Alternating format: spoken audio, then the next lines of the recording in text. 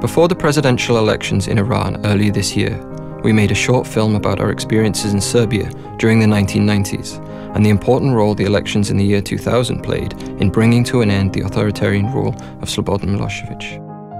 After the shift to democracy in 2000, we had great expectations that the situation in the country would improve quickly, but progress has been slow. We have had to learn that long after the elections are over, we need to remain active in holding the government to account for the promises they have made and the responsibility they hold. The lessons that we have learned might be interesting for you in Iran, so I thought I would send you another postcard from Belgrade about this transitional period. To find out more, I set out to interview some of the people that have taken up the important mission of holding the government to account. I began by asking them about the period immediately after the democratic changes in the year 2000. Vrlo važna stvar se desila tog 5. oktobra. Ljudi su počeli da veruju da mogu nešto da promene. Onog trenutka kada veruješ da možeš nešto da promeniš, onda se promena i desi.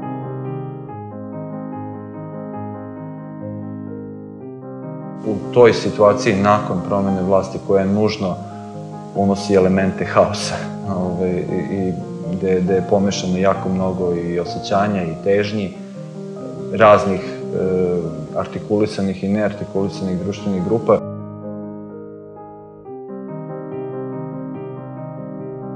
Čitava država je bila po mnogo nekih kriterijuma u totalnom rasulu i nikom nije bilo lako u tom trenutku da donosi prave, ispravne odluke.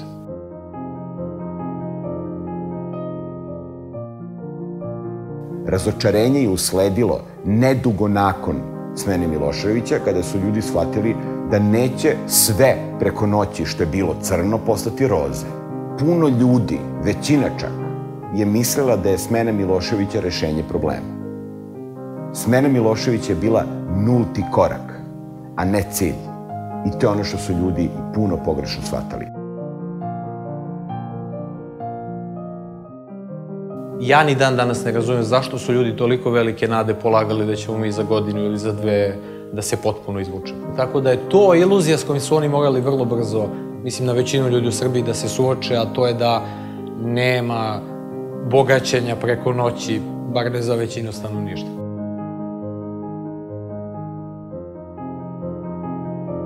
The shift to democracy has brought many challenges. Lots of things have improved. The UN sanctions are gone, the country has moved towards integration with its neighbours, the human rights situation has improved dramatically, and the media is free. But the regime didn't just go away. All the people from the old regime are still here.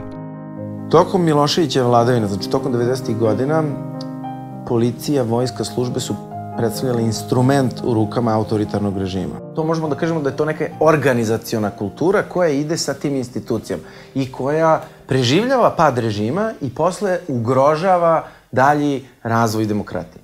Funkcija civilnog društva jeste da vrši stalni nadzor i oversight nad ponašanjem ovih službi, policije, vojske i tako dalje.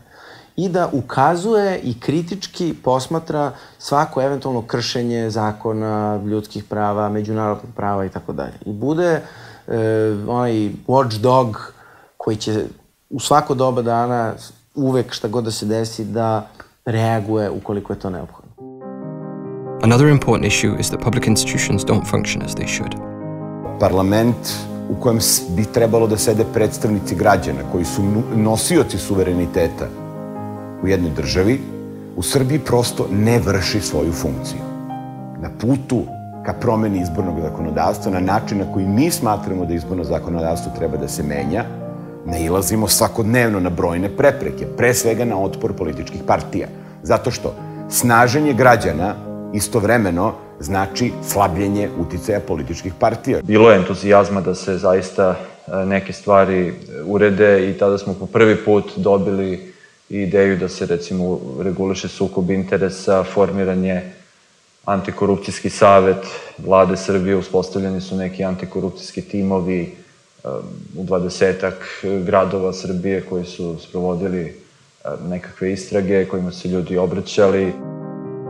Građanski sistem je užasno težak, naporan, mukotrpan posao. Potrebno je razumevanje stanovništva da je to dugotrajan i mukotrpan proces. I potrebna je jedna vrsta spremnosti da se odreknete nekih ustaljenih navika. tipa, ne znam, da se odreknete sitne korupcije koja u ovoj zemlji obezbeđuje, koja je prosto postala sastavni deo života većine ljudi. Znači, morate toga se odreknete ako hoćete sistem. Ako se ne odreknete toga, nema sistema. Ako nema sistema, nema boljeg života. Finansijska odgovornost je počela da se uspostavlja tek nedavno, tek neke 3 godine imamo izveštaje državne revizije o trošenju budžetskih sredstava, koji su otkrili ogroman broj nepravilnosti, direktnog kršenja zakona, čak i zloupotreba položaja. I tu smo tek shvatili razmere neodgovornosti u finansijskom smislu. Svi pričaju o politici i uvek se svede sve na toma, svi su isti. I ajde da dignemo ruke. Od čega da dignemo ruke? Od svog života, jel da? Sa tim nismo hteli da se pomirimo, znaš. I nismo hteli da se pomirimo sa činjenicom da kažu svi su isti. Nisu svi isti. Ajde vidimo ko laže, ko krade, pa da, jel tako, od njih tražimo odgovornost. Jedan od ključnih problema je bio taj što su ljudi pogrešno shvatili demokratiju. Shvatili su demokratiju kao skup prava. Nisu shvatili demokratiju onakom kakva ona zapravo jeste. Demokratija nije skup prava, demokratija je skup ograničenja. Ograničenja koje svako od nas mora da poštuje kako bi svi drugi mogli da se koriste svojim pravima. Kompleksna je borba, nemoguće izdvojiti 1, 2 ili 3 oblasti i reći, ok, radi u tim oblastima, sve ostalo će doći na svoje mesto. Ne, to je front. Znači, mora u isto vreme, sa iste polazne tačke se radi u svim oblastima. I na reformi državne uprave, i na reformi poreskog sistema, i na reformi obrazovanja, i na reformi sistema zaštite ljudskih prava. I zato je demokratizacija zemlje tako naporan posao i zato je često tako neuspešna. Vi možete da postavite institucije demokratske, da prepišete ustav, zakone, dođu vam eksperti iz Evropske unije, ali ako nemate ljude koji dele te vrednosti i tu demokratsku političku kulturu, to je osuđeno na neuspeh. Ili je osuđeno na vrlo dugi trnovit put. Sistem, po mom mišljenju, nije funkcionisao, ali je vremenom, tokom ovih 13 godina, delimično izgrađen i mislim da je tu verovatno najvažniji faktor bilo usvajanje zakona o pristupu informacijama, slobodnom pristupu informacijama od javnog značaja i početak njegove primene, jer je on preokrenuo na neki način odnos građana prema vlasti i podstakao ljude, čak i obične ljude, a naravno i nevladine organizacije i medije, da deluju mnogo više sa tim ubojitim sredstvom kao kontrolori ponašanja organa vlasti.